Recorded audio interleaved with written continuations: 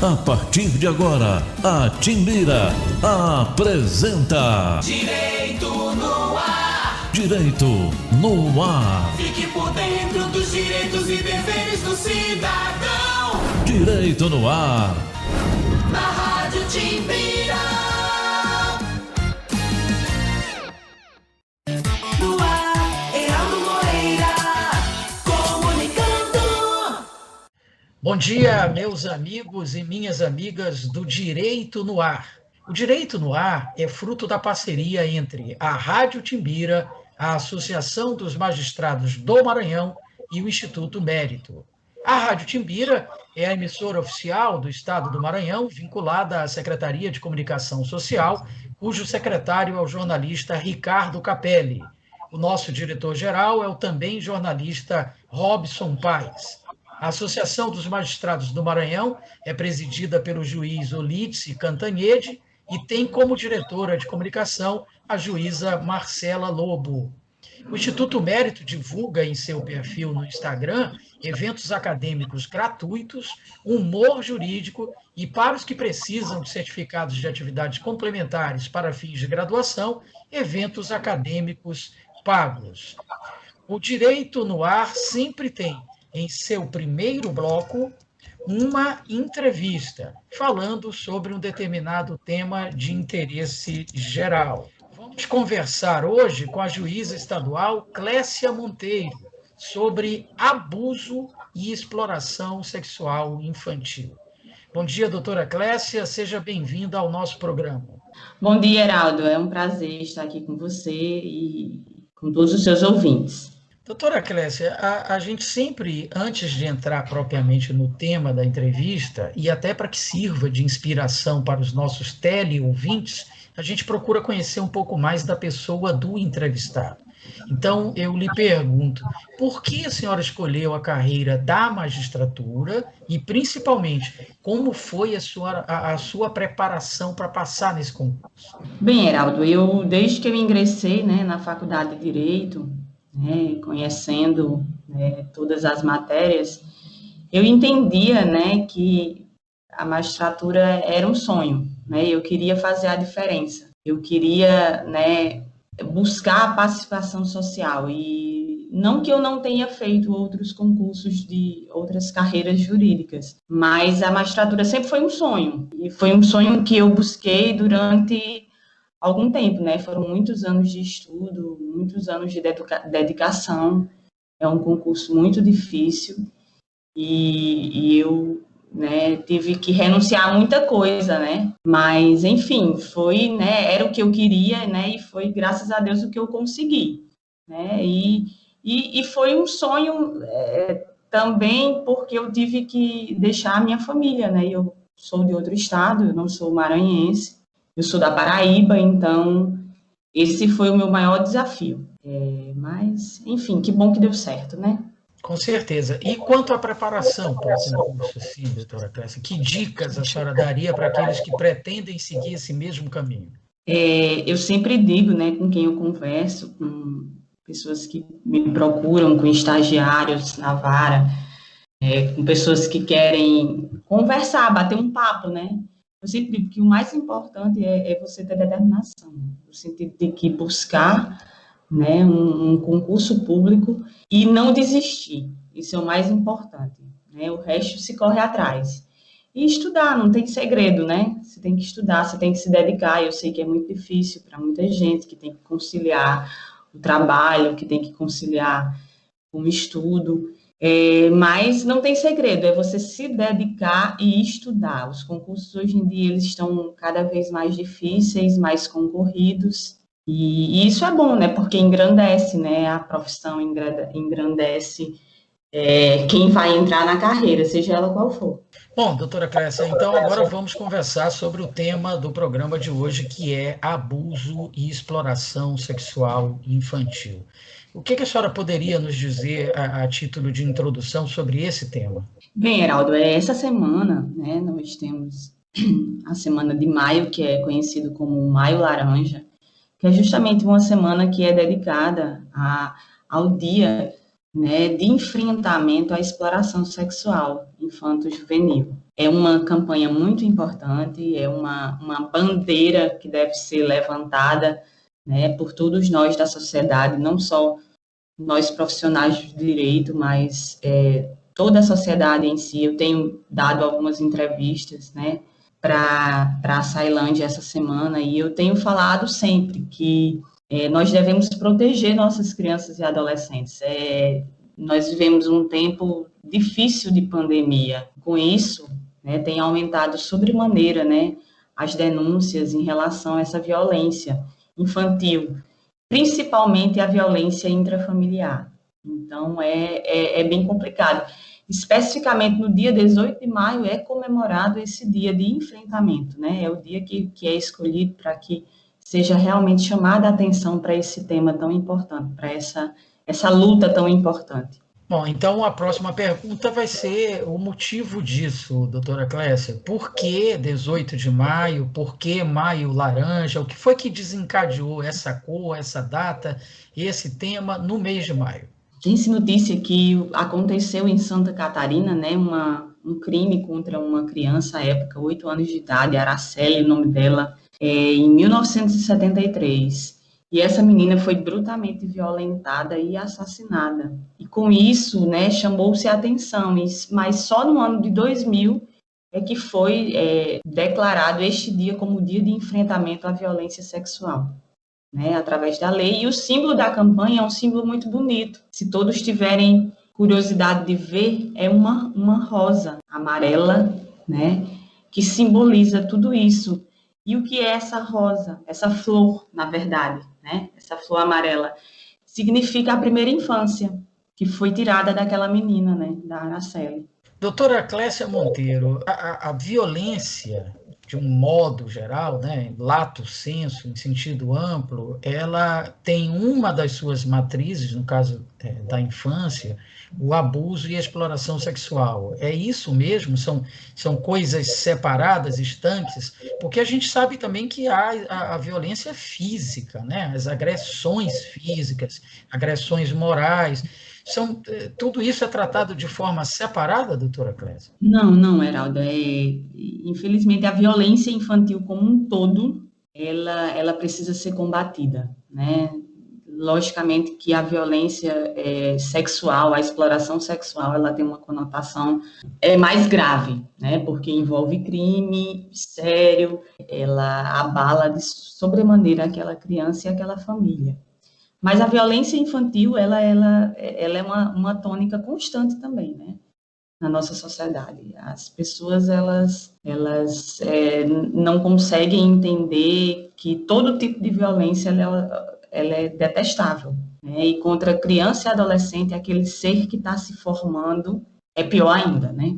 Nós teríamos, doutora Clécia, alguns dados estatísticos que a senhora pudesse fornecer, que estivessem à mão, assim, sobre a violência no Maranhão, no Brasil, no mundo, para que a gente pudesse fazer um comparativo?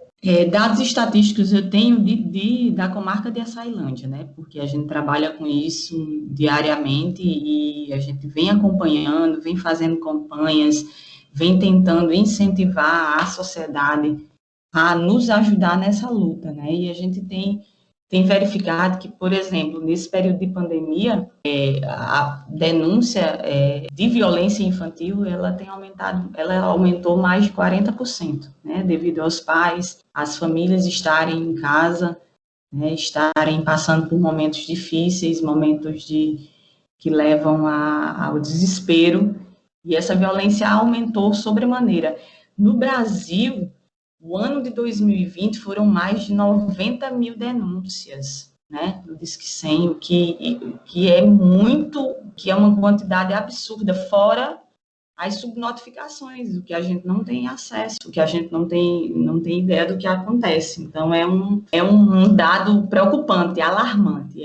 Essa violência, ela precisa parar, ela precisa parar, e por isso que nós e a sociedade, nós temos que nos juntar e buscar esse fim. Bom, diante dessa informação que a senhora trouxe agora, doutora Clécia, muito relevante de que houve um aumento, um acréscimo nesses casos durante a pandemia, pelo fato de que as pessoas estão mais dentro de casa, né? Isso me leva a lhe perguntar o seguinte, pela sua experiência, pelo que a senhora já pôde acompanhar desse tema ao longo dos últimos anos, é uma doença, é uma parafilia, é um desvio de conduta de natureza sexual, precisa ter um tratamento médico, ou é um aspecto cultural? E falta de educação, que é o grande problema desse país, né, de encarar isso com naturalidade, sendo que é uma coisa absurda, nada natural. Esse aumento da violência durante a pandemia indicaria isso, que é um problema muito mais cultural, educacional, do que um problema de doença sexual? Geraldo, eu não acredito que seja apenas tão somente um problema cultural, mas no nosso dia a dia, né, forense, na época, hoje em dia eu não trabalho mais na seara criminal, mas na época que eu trabalhava, que eu escutava, que eu tomava os depoimentos e eu interrogava, né, os réus desses crimes terríveis, eles queriam deixar claro, não, que aquilo era natural na cultura, né, principalmente no interior maranhense. E falo maranhense porque é a minha realidade, né, como profissional, que aquilo era natural, que essa violência, já escutei, né, situações de que o pai dizia que, não, quem tem que desvirginar a minha filha sou eu, porque ela é minha filha, né, ela não é a filha de fulano ou de cicrano, o que é um absurdo, né, as pessoas pensarem assim, né, dessa maneira. E essa questão de ser cultural passa também pela questão da educação, né, sexual, que nós não temos nas escolas, né, nós temos uma barreira muito grande em relação a essa questão, mas se as crianças e adolescentes, eles, na escola, ouvissem falar nisso, ensinassem para eles o que é o que é sexualidade, como identificar se aquele ato de carinho tem conotação sexual ou não, talvez a gente fosse melhor com a sociedade. E, além de tudo, eu também creio que é uma doença. Eu como ser humano, eu não posso pensar diferente, né? A ciência, ela tem estudado muito isso, de que eu não posso crer que uma pessoa que faz isso com uma criança, ela seja uma pessoa sã. Ela tem que ter uma punição e, quem sabe, até um tratamento. Mas não é isso que acontece no dia a dia. As pessoas, elas, ao serem ouvidas, elas apresentam muito discernimento e nenhum arrependimento. Esse é o problema. Outra afirmação importante da doutora Clécia Monteiro, porque existe essa discussão, né, doutora Clécia, de que levar a educação sexual para a escola vai acabar, ao invés de prevenindo problemas como esse, estimulando uma precocidade sexual. Como é que a senhora vê isso? Não, eu acredito que os profissionais, se eles forem preparados, né, para essa abordagem de educação sexual, eu não vejo nenhum problema, pelo contrário, eu vejo de forma muito salutar, até porque nós temos a internet hoje em dia, e que nossas crianças, nossos adolescentes, eles têm acesso, né? Não são todos os pais que têm condições de ficar monitorando todo mundo, toda criança e todo adolescente toda hora. Então, a gente precisa ensinar da maneira correta, né? Uma preparação desses profissionais, fazendo um estudo de qual abordagem seria melhor, mas eu entendo que é uma maneira muito salutar. Para você ter uma ideia, Heraldo, eu gosto muito de fazer campanhas na comarca de Açailândia. Nós, da Segunda Vara da Família, a gente procura sempre levar todo mundo ao conhecimento, né, dos direitos da criança e adolescente, né? Eu trabalho com uma vara de família, mas que tem a competência civil da infância e juventude. Então, a gente sempre busca fazer essas campanhas. Uma das nossas campanhas, né, no ano de 2019, foi intitulada dessa forma: Você conhece o ECA? Então, a gente levou para as escolas, né, de nível médio, para as escolas públicas, né, durante 8 meses, folders confeccionados, né, cartilhas confeccionadas com as principais informações do ECA. E, impressionantemente, 90% desses alunos que nós visitamos, né, dessas escolas, eles não conheciam o ECA, porque era a primeira pergunta que a gente fazia: você conhece o ECA? Aí eles, pouquíssimos levantavam as mãos, né? Não, eu conheço, tal, o que é que vocês acham que é o ECA, tal. Então, foi muito importante na nossa realidade descobrir isso, então deu mais gás para a gente, né, para trabalhar nisso. Doutora Clécia Monteiro, dentre os casos que a senhora acompanhou de perto como magistrada de violência sexual na infância, é até doloroso lhe pedir para fazer isso, relembrar isso, porque como juíza, mulher, provavelmente mãe, deve ser muito doloroso enfrentar. Mas quais, assim, que lhe marcaram mais, que a senhora achou mais emblemáticos? Teve uma audiência que eu fiz na comarca de Monção, Monção, que fica a 250 quilômetros de São Luís. Foi um lugar que eu trabalhei durante 3 anos e meio, tenho muitas saudades, foi muito importante para o meu crescimento pessoal e profissional. E em Monção, a gente teve um caso de uma criança, eu não me recordo o nome dela, né? Também nem poderia dizer, mas ela estava sendo violentada há muito tempo pelo pai, com o conhecimento da mãe, né? O que é pior. E é mais natural do que a gente imagina, né? A violência sexual, ela acontece dentro de casa, ela é feita pelos parentes próximos, muitas vezes pelo próprio pai, com conhecimento da mãe, que vive naquela situação, né, de violência doméstica, que não tem coragem, não tem condições de denunciar. E ao ouvir, né, essa criança, naquele tempo nós não tínhamos ainda sala de depoimento especial, então a gente escutava aquela criança com a ajuda da equipe social do município, a assistente social, a psicóloga, e ela não entendia, ela gostava daquele pai, ela achava que aquilo era uma forma de carinho, entendeu? Ela não tinha o conhecimento de que aquilo era uma violência, então aí reside o problema. Nossas crianças, elas não sabem. Adolescente, sim, adolescente já vai crescendo, já vai se identificando, mas as crianças não sabem, elas não sabem diferenciar que aquilo é um carinho ruim e não um carinho bom,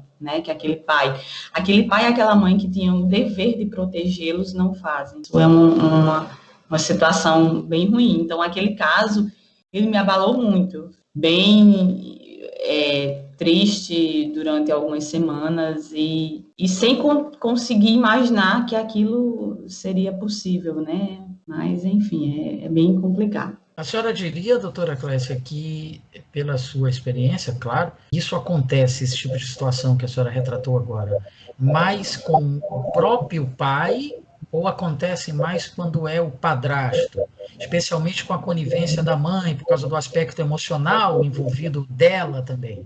Eu acredito, né, eu estou afastada da área criminal, mas eu acredito, pelos casos que chegam até a vara, né, porque lá nós temos um abrigo municipal e muitas crianças e adolescentes, né, que estão nessa situação, eles acabam acolhidos, né, ao abrigo, enquanto essa família se reestrutura, né, enquanto a gente faz esse trabalho de reestruturação com essa família, enquanto a rede de proteção age, enquanto a rede de proteção ela atua. Eu acredito que os casos maiores sejam relativos ao pai. Por quê? Porque são as denúncias que mais chegam, mas é uma preocupação constante. Para você ter uma ideia, sempre que eu faço audiências simples, por exemplo, de alimentos, né, são audiências corriqueiras numa vara de família, mas que nas conversas sempre tem aquela mágoa, né, aquela questão, né, mal resolvida entre o pai e a mãe, e tentam usar o filho como uma moeda de troca. E sempre chega o assunto, olha, ela já arrumou um novo namorado, ou então ele já arrumou uma nova pessoa e colocou dentro de casa, por isso que eu tenho medo de liberar meu filho, minha filha, para passar o final de semana. E eu sempre chamo a atenção, né? Eu sempre chamo a atenção, olha, fiquem de olho, observem as crianças, observem seus filhos, observem os sinais, né? Observe se seu filho está mais calado, se seu filho, quando volta da casa do pai, ele volta mais introspectivo, mais pensativo, né? Procure saber como foi o final de semana, procure saber como foi o seu dia, né? Se você sai para trabalhar e deixa seu filho com seu companheiro, né? Quando voltar, converse, dialogue. Lógico que a gente não pode supor, né, que todo padrasto seja, né, seja um criminoso, mas acho que a atenção sempre é importante, né? Perfeito. Doutora Clécia, como denunciar? A senhora já falou aí do Disque 100. Essa é a única ferramenta que existe para esse problema? Não, é importante se falar nisso, Heraldo, porque a sociedade, ela tem vários meios e vários canais para denunciar, até mesmo a própria família, se ela tem receio. Ou ela pode procurar o Conselho Tutelar de sua cidade, pode procurar a Delegacia de Polícia de sua cidade, o próprio Ministério Público, o próprio Poder Judiciário, mas se tiver algum receio de que aquela denúncia, ela não seja totalmente... Se você não tem certeza que aquilo seja uma verdade, então denuncie ao Disque 100, que aquela denúncia ela será averiguada com toda a responsabilidade, com todo o cuidado, até porque os órgãos de proteção, né, eles não podem simplesmente achar, né, supor que aquela pessoa é culpada, vai haver uma investigação, mas é importante que denuncie.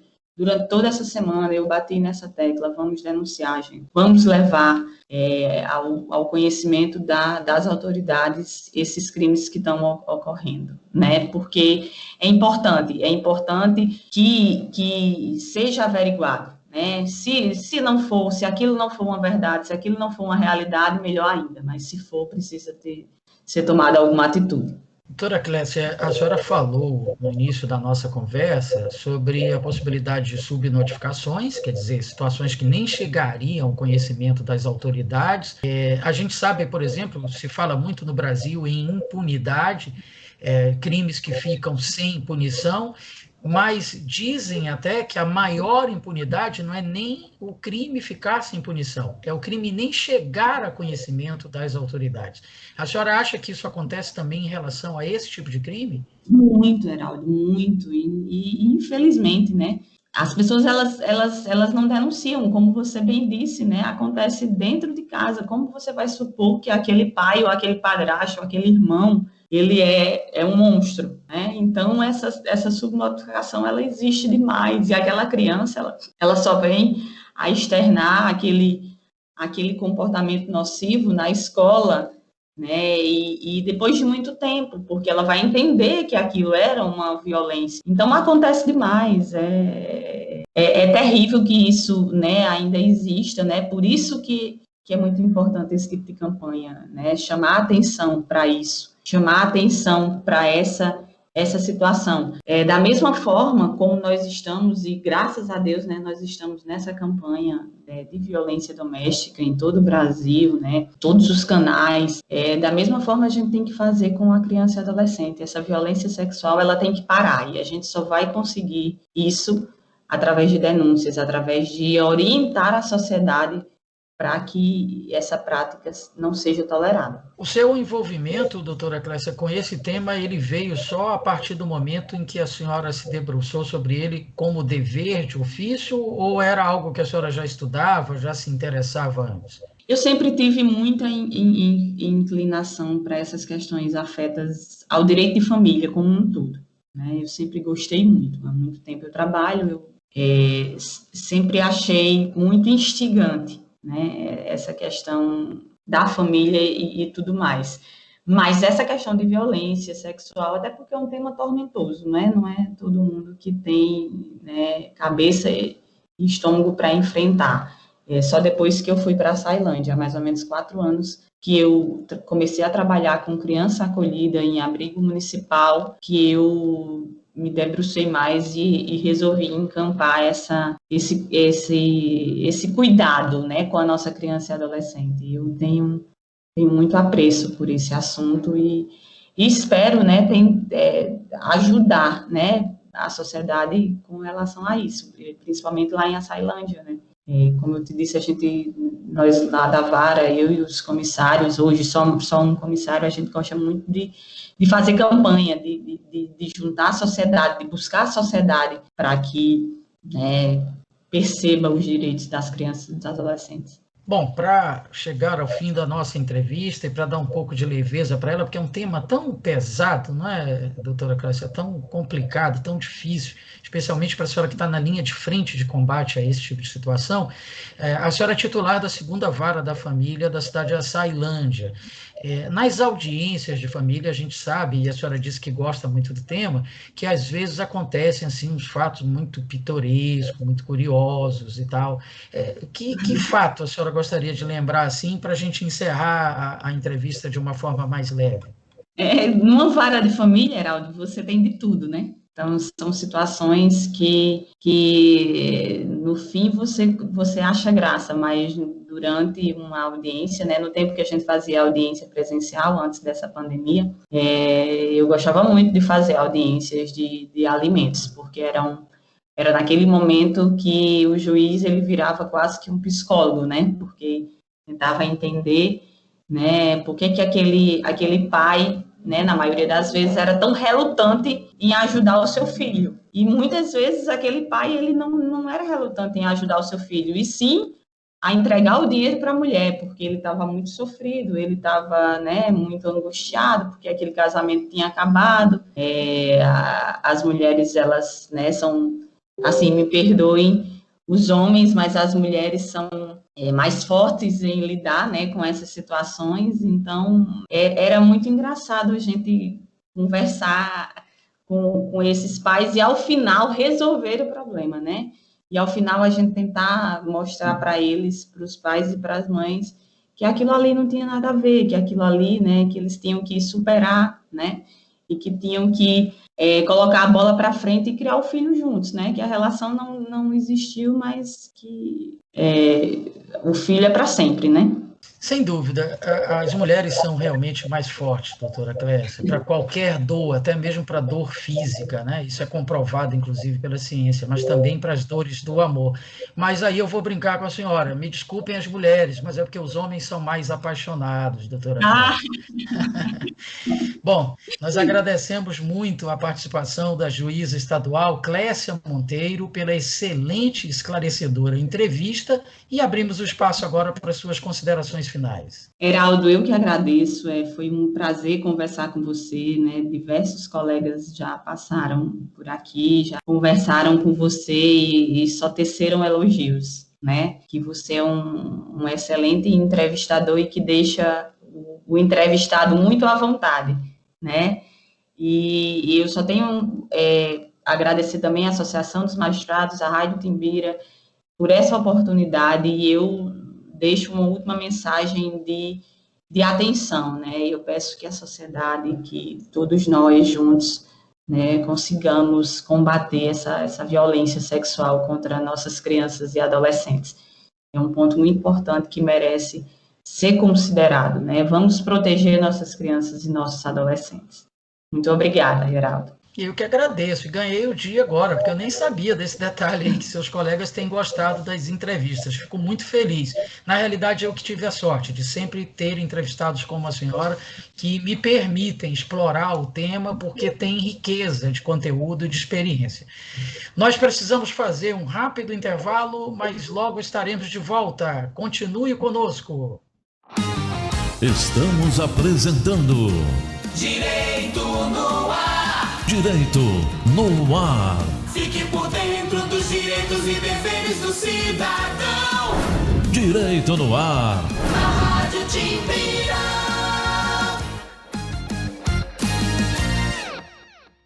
Gente, o bicho tá pegando. A nova variante faz vítimas de todas as idades. Os jovens estão morrendo também. Então, é preciso que você entenda. A situação é grave e está longe de acabar. Não se engane. Se você já pegou o vírus, pode pegar de novo. Por isso, se cuide, proteja sua família, evite aglomerações, use máscara, mantenha as mãos limpas. Essa luta tem que ser de todos nós. Governo do Maranhão. youtube.com/TV Timbira. Acesse e acompanhe a programação da Nova 1290. @Rádio Timbira no Facebook, Twitter e Instagram. É a Nova 1290 no seu computador ou smartphone.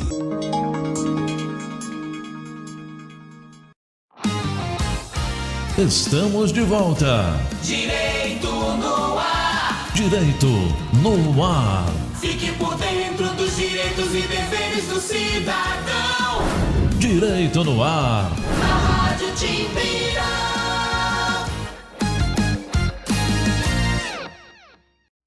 No ar, Eraldo Moreira, comunicando. Estamos de volta aqui pela Rádio Timbira com o seu Direito no Ar, em parceria com a Associação dos Magistrados do Maranhão e o Instituto Mérito. E a partir de hoje temos uma novidade no programa. Além do excelente Link CNJ, que normalmente ocupava todo este segundo bloco, passaremos a ter alguns quadros fixos. E o primeiro deles será o Pode Isso, Procon? Com nada mais, nada menos que a presidente do Procon do Maranhão, Karen Barros. Vamos conferir. Bom dia, professor Heraldo. Bom dia a todos os ouvintes da Rádio Timbira. Eu sou a Karen Barros, presidente do Procon Maranhão, e neste quadro vou esclarecer algumas dúvidas sobre direitos do consumidor. Fui comprar um lanche pelo delivery e o estabelecimento está me cobrando pela embalagem. Pode isso, Procon?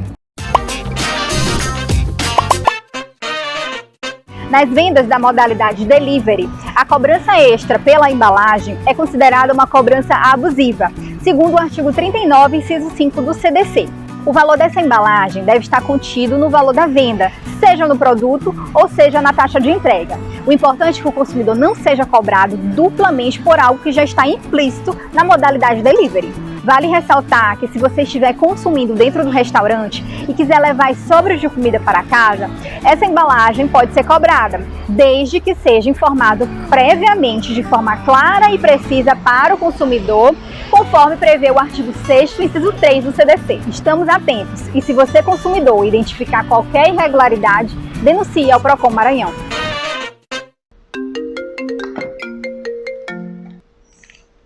Alô? Coelce, Natália, boa tarde. Por gentileza, com quem eu falo? Ah, não, Natália, tu de novo, minha irmã. Eu já disse, eu não tenho conta-contrato na Coelce. Aí se fala o dia inteiro, vocês me ligam toda hora, pequena. Pode isso, Procon. O consumidor pode solicitar a exclusão da lista de telemarketing dessas empresas e deixar de receber as ligações indesejadas. A Lei Estadual 9.053 de 2009 e o artigo 56 do Código de Defesa do Consumidor prevêem sanção caso esse bloqueio não seja feito. Para deixar de receber essas ligações é simples e rápido.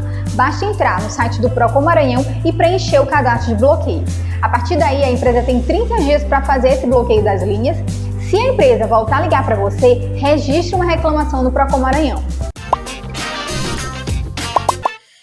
Abusos, inclusive sexuais, maus tratos físicos e emocionais e negligência são os principais tipos de violência contra crianças e adolescentes. E o problema, apesar de ainda muito disseminado em nossa sociedade, ganha maior destaque quando surgem casos fatais, como o do menino Henri Borel, morto recentemente no Rio de Janeiro. Para debater as causas dessa violência e avaliar como o Estado deve atuar para combatê-las, a revista eletrônica Link CNJ recebe Ariel de Castro Alves, advogado especialista em direitos da infância e da juventude, e Augusto Souza, oficial de proteção à criança do Fundo de Emergência Internacional das Nações Unidas para a Infância, UNICEF, no Brasil. No quadro Uma História, a juíza Kathleen Killian, do Tribunal de Justiça do Ceará, traz uma experiência que marcou a sua carreira. Confira conosco. Março de 2008, Isabela Nardoni, de 6 anos, é jogada da janela do apartamento onde morava em São Paulo. O pai e a madrasta da menina são condenados por homicídio doloso qualificado. Março de 2021, Henri Borel, de 4 anos, morre depois de espancado dentro de casa no Rio de Janeiro. A mãe e o padrasto são os suspeitos. No mês seguinte, em abril, também no estado do Rio, Kathleen da Rocha, de 6 anos, é assassinada, também por espancamento, também dentro de casa. E mais uma vez, a família é suspeita. A mãe e a madrasta são investigadas pela polícia. Crianças pequenas mortas com brutalidade dentro de casa, possivelmente por parentes. Esses 3 casos ficaram famosos, mas são muito semelhantes a milhares e milhares de outros que não chegam aos jornais, embora engrossem estatísticas assustadoras. Segundo o Anuário Brasileiro de Segurança Pública, apenas em 2019 foram registrados 4.971 casos de mortes violentas intencionais de crianças e adolescentes entre 0 e 19 anos. E esta, apesar de ser a parte mais chocante, não é o drama completo. A violência doméstica, ela tem as suas formas e as suas modalidades. A negligência vem em primeiro lugar, que não é só a ação de abusar, de bater, é a omissão. É o não prestar os cuidados básicos que essa criança precisa ter, como forma de violência. Seguida da violência física, do abuso físico, que aí sim é a agressão física. Aí tem o abuso sexual e a violência psicológica, que permeia todas as outras formas de violência. Os especialistas dizem que vizinhos, parentes e amigos devem ficar atentos e, se encontrarem indícios consistentes de agressão, têm a obrigação de denunciar. As pessoas, ao levantarem a suspeita que o seu vizinho, que o seu amigo, que o seu parente, que alguém está sendo vítima de violência, façam a notificação. Seja através do Disque Denúncia, do Disque 100, enfim, notifiquem. É só saber o nome da vítima completo e o endereço, nada mais do que isso. A denúncia, geralmente, é uma atitude individual, mas o combate a esses crimes exige também uma postura coletiva da sociedade como um todo. Exige políticas públicas. A elaboração e o fornecimento das chamadas redes de apoio, redes de proteção, que envolve a comunidade como um todo, a área da saúde, da educação, da justiça, a mídia, locais de atendimento, locais de abrigamento e depois para um acompanhamento posterior que seja multiprofissional. O CNJ segue uma estratégia contra esse tipo de violência com uma série de iniciativas nos últimos 5 anos, como a criação do FONINGE, Fórum Nacional da Infância e da Juventude, para melhorar a prestação dos serviços do Judiciário nesta área. A instituição do Pacto pela Escuta Protegida, o atendimento de crianças e adolescentes vítimas de violência por profissionais capacitados em ambientes preparados para isso. A realização da campanha Se Renda à Infância para estimular doações por meio do imposto de renda a programas e instituições ligados ao tema. O lançamento do Prêmio Prioridade Absoluta, que estimula boas práticas em tribunais, órgãos públicos de todos os níveis, empresas e outras entidades. E a fundação do Pacto Nacional pela Primeira Infância, uma grande iniciativa organizada pelo CNJ, que envolve o Judiciário, o Executivo, o Terceiro Setor e universidades, para garantir direitos dos menores de 6 anos, a faixa etária de maior importância para o desenvolvimento de uma criança. O Pacto Nacional pela Primeira Infância, só para vocês terem uma ideia, foi um pacto que começou com aproximadamente 100 signatários. Hoje, nós já estamos alcançando 200 signatários, porque não é exatamente o CNJ, ele tenta fazer, principalmente nessa área da infância, existe uma necessidade de que a rede de proteção à infância esteja interconectada. E não só o CNJ faz essa mediação entre esses diversos atores, como o CNJ também é procurado por esses diversos atores, porque todos querem essa divulgação nacional, né, que o CNJ ele tem capacidade de promover.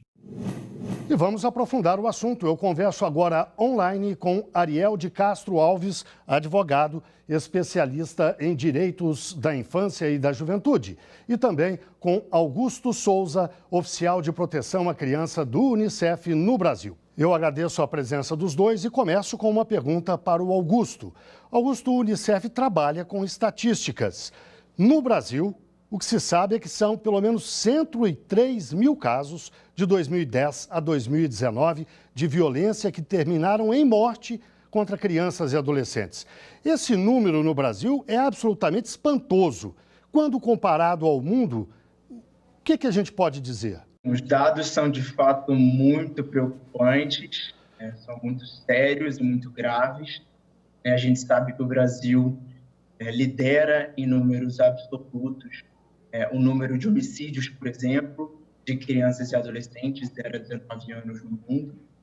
E a gente sabe que ainda existe um grande problema de subnotificação, né? Então, mesmo que os números sejam muito altos, a gente ainda estima que esses números podem ser ainda maior. A gente tem um levantamento mais recente com o Fórum Brasileiro de Segurança Pública, que a gente sabe que 90 crianças de até 9 anos de idade foram levadas todos os dias aos serviços de saúde, públicos e privados, vítimas de violência física, sexual e psicológica, o que dá aí mais de 30 mil casos notificados por ano, o que significaria mais ou menos um caso a cada 15 minutos.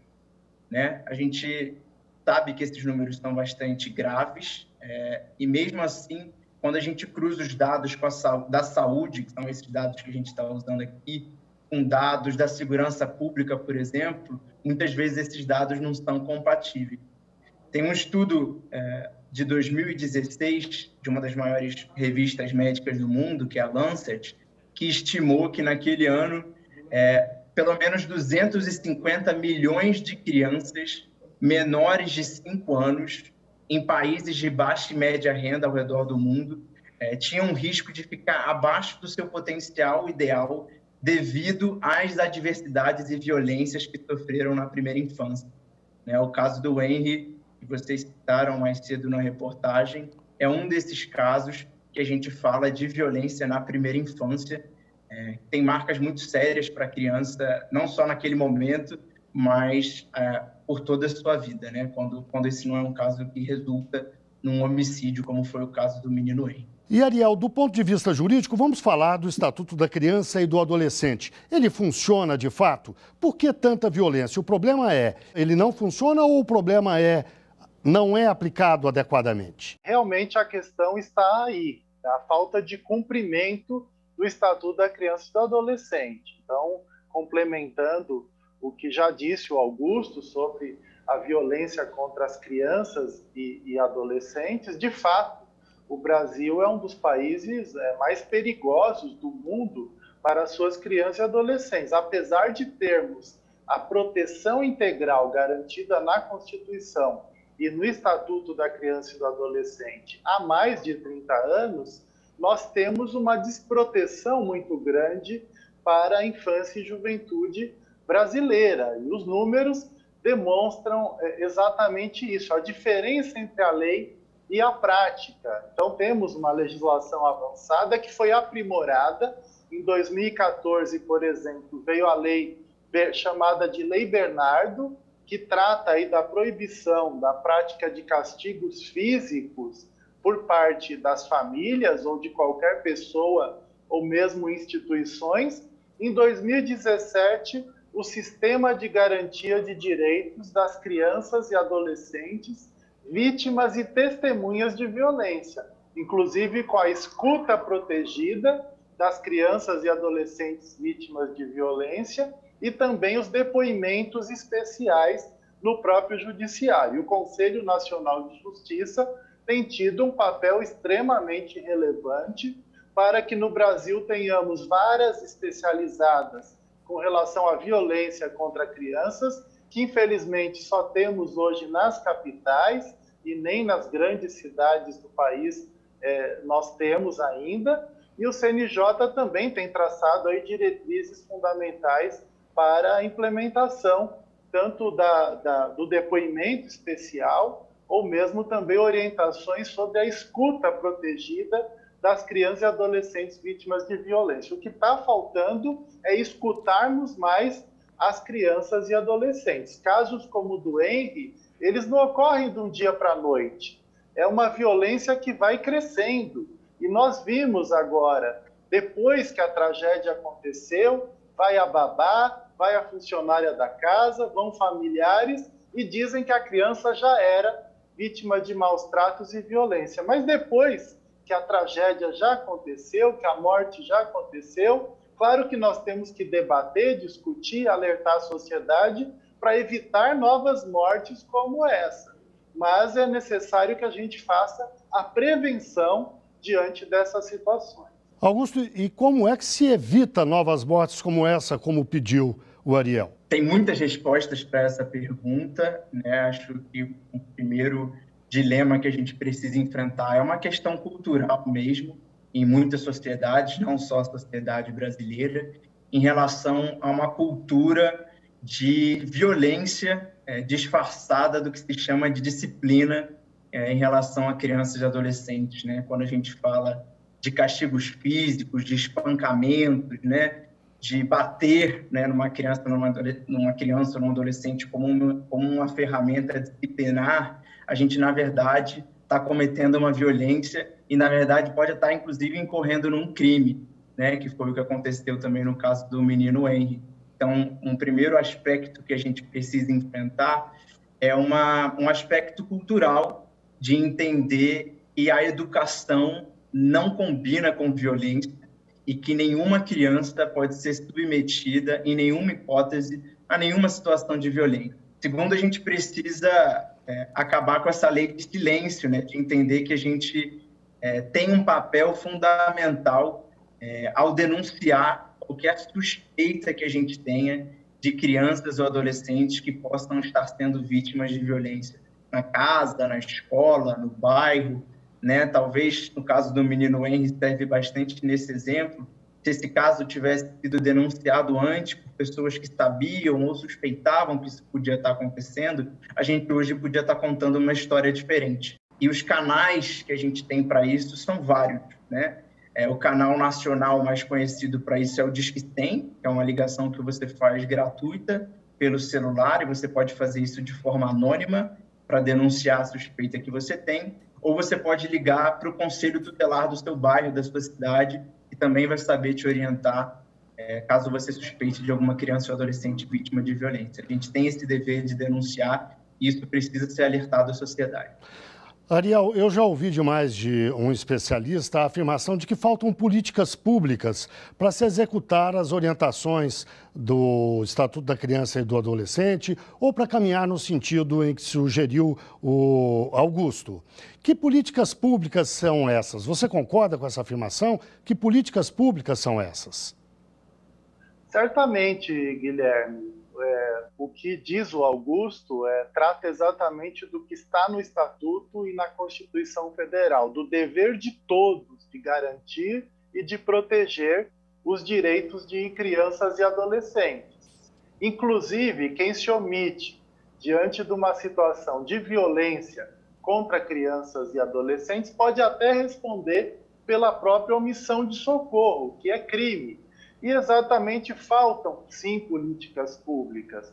Os centros de referência da assistência social hoje, principalmente centros de referência especializados, não dão conta de atender os casos de crianças e adolescentes vítimas de maus tratos e de violência. Eles atendem idosos, eles atendem população de rua, atendem adolescentes em medidas socioeducativas, mulheres vítimas de violência.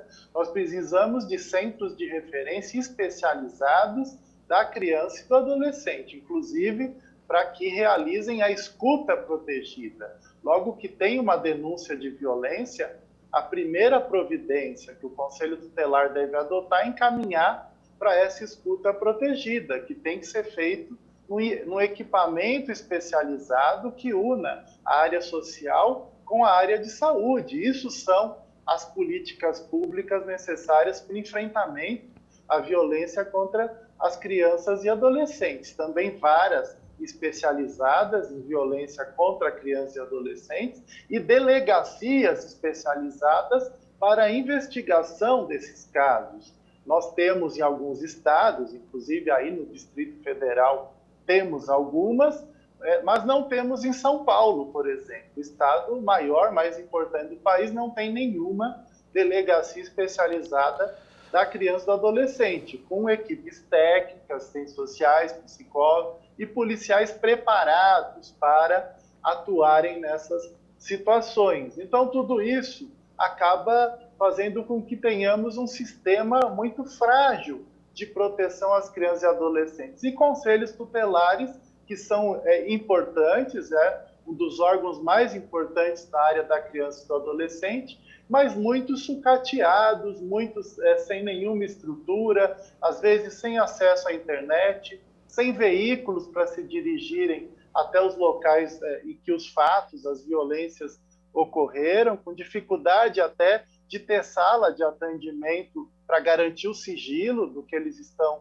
conversando, e temos também a falta, muitas vezes, de capacitação de alguns conselheiros tutelares ou até conselheiros não comprometidos com a defesa e garantia dos direitos de crianças e adolescentes. Então, tudo isso colabora para essa tradição, essa cultura de violência tão arraigada na sociedade brasileira, que não é só com relação a crianças, é com relação aos idosos, às mulheres, os negros, com relação aos LGBTs, com relação a vários setores, essas violações de direitos humanos ocorrem. Augusto, a gente tem falado muito da violência contra crianças pequenas cometidas dentro de casa. É importante que o Brasil discuta isso, nesse momento motivado pelo caso do Henri Borel, mas é preciso lembrar sempre da violência da qual são vítimas adolescentes de 15, 16, 17, 18 anos, até 18 anos, e quase sempre uma violência que eles sofrem fora de casa, cometida por desconhecidos, às vezes, e pela polícia. Em vários casos, as denúncias são constantes e visíveis Brasil afora. Como é que o Unicef enxerga esse problema aqui no Brasil? Você trouxe um tema que mostra bastante como a violência contra crianças e adolescentes é multifacetada, né? Tem vários níveis, tem várias complexidades e atinge de forma diferente crianças mais novas ou adolescentes mais velhos.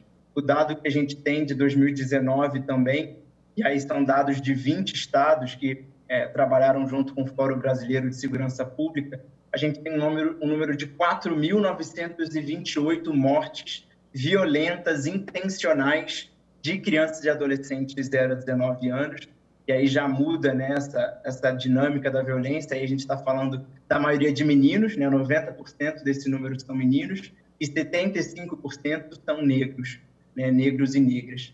A gente sabe que a violência policial é uma parte importante desse tipo de homicídio, e é outro tema que o Brasil, infelizmente, lidera as estatísticas internacionais.